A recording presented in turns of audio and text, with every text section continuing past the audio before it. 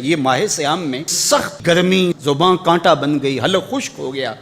اور ہم پانی نہیں پی رہے، ٹھنڈا پانی دستیاب ہے، کوئی دیکھ بھی نہیں رہا، وضو کرتے بھی احتیاط کرتے ہیں، میاں کیوں نہیں پانی کا 2 گھونٹ لے لیتے، ٹھنڈا پانی ہے، میٹھا پانی ہے۔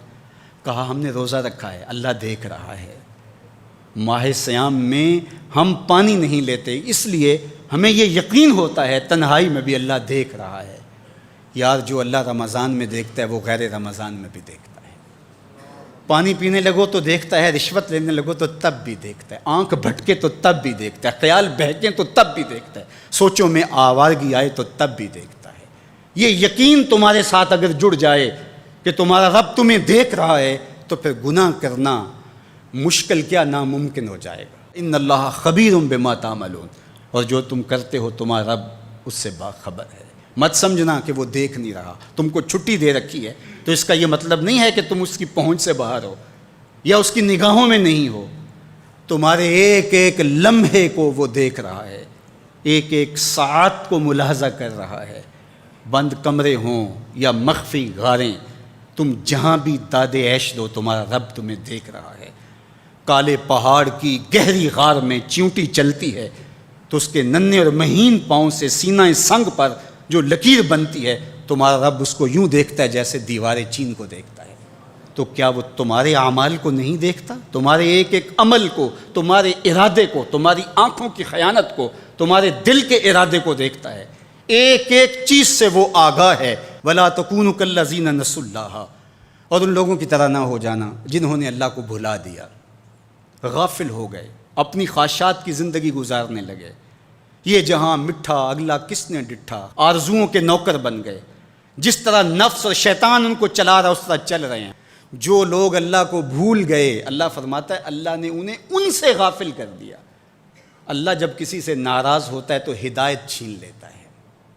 اسی لیے ہمیں ہر روز ہر نماز کی ہر رکعت میں ہدایت مانگنی ہوتی ہے۔ اہدنا الصراط المستقیم، ہر روز مانگتے ہیں، ہر نماز میں مانگتے ہیں، ہر رکعت میں مانگتے ہیں، اللہ ہمیں ہدایت پہ گامزن رکھنا۔ اللہ جب کسی سے ناراض ہوتا ہے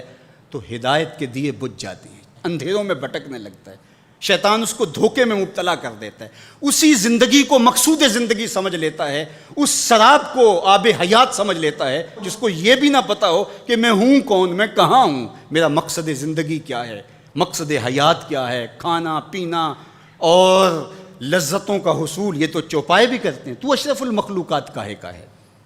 یہ زندگی تو ان کی بھی ہے کہ وہ اچھا کھاتے ہیں، تم تو 1 پاؤ بھر گوشت کھا لیتے ہو اور شیر روز 1 ہرن چاٹ جاتا ہے، وہ تیرے سے زیادہ کھاتا ہے، تیرے سے زیادہ طاقتور ہے، ہاتھی کا جسم تیرے سے کہیں بڑا ہے، پرندے ہواؤں میں اڑتے ہیں، مچھلی پانی کی تہوں میں اتر جاتی ہیں، عقاب کی نظروں اور بلندی پرواز کی دیکھنے والی ہوتی ہے، کرگس کہاں سے کہاں تک سونگھ لیتی ہے، ان کی قوت شامہ تیرے سے بڑی ہے، لیکن اس کے باوجود بھی افضل تو، اشرف بھی تو، اور اللہ نے اپنی نیابت کا تاج تیرے سر پہ رکھا ہے، تو مقصود ہے، تو مسجود الملائک ہے، فرشتوں کی پیشانی تیرے حضور جھکی ہے، تو اپنے آپ سے آشنا ہی نہیں ہے، تجھے پتہ ہی نہیں کہ تو کون ہے، تو خدا کو بھول کے سمجھا کہ میری زندگی آزاد ہو گئی، اب میں جو چاہوں کروں، میں خدا کا بھی انکار کر دیا، بھلا دیا اس کو۔ کہا جب خدا کو تو بھولا تو خود کو بھول گیا، زندگی کے مقصد کو تو نے فراموش کر دیا، اب بھٹکتا ہے ارض فلات میں، جنگل میں پڑے ہوئے خشک پتے کی طرح، جس کو ہوائیں کبھی ادھر اڑا دیتی ہیں کبھی ادھر اڑا دیتی ہیں، مقصد حیات کا علم نہیں ہے۔ خدا کو بھولنے کا یہ نتیجہ ہے جو تجھے بھگتنا پڑ رہا ہے۔ خدا آشنا ہو جا، خود آشنا ہو جائے گا، تجھے ذات سے آگہی ہو جائے گی، من کا شعور مل جائے گا، تجھے پتہ چلے گا کہ میں کون ہوں، میری زندگی کا مقصد اور مقصود کیا ہے۔ تو اگر تو ایسا نہیں کرے گا تو اللہ تجھے تیرے سے بے خبر کر، تیری ٹانگیں نہیں توڑ دی جائیں گی، تیرا رزق نہیں چھین لیا جائے گا، تیری آنکھوں سے روشنی نہیں اچکی جائے گی، تیرے کانوں کی سماعت نہیں کھینچ لی جائے گی، یہ سب کچھ ہوگا لیکن مقصد زندگی نہیں ہوگا۔ تو کہا اس قرآن سے جڑ جاؤ، اپنی زندگی کو مالک کے سپرد کر دو اور ایک ایک لمحہ مالک کی چوکھٹ پہ گزار دو۔